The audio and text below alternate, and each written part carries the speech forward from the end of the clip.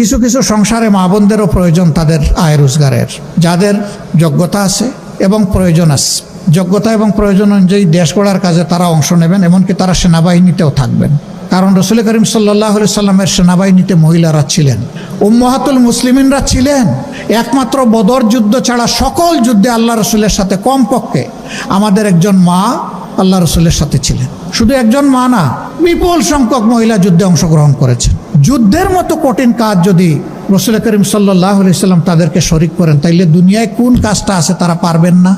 অতএব তাদের যেখানে প্রয়োজন আছে এবং যেখানে যোগ্যতা আছে তারাও কাজ করবেন। তবে এখনকার সমাজে তাদের না আছে সামাজিক নিরাপত্তা, আর না আছে তাদের সম্মানবোধটুকু। ইনশাআল্লাহ দেশ আমাদের হাতে যদি পড়ে, আমাদের অঙ্গীকার আমাদের মা, আমাদের বোন, আমাদের জায়া, তাদের নিরাপত্তা এবং তাদের সম্মানটুকু আমরা পর্যাপ্ত পরিমাণে নিশ্চিত করব ইনশাআল্লাহ।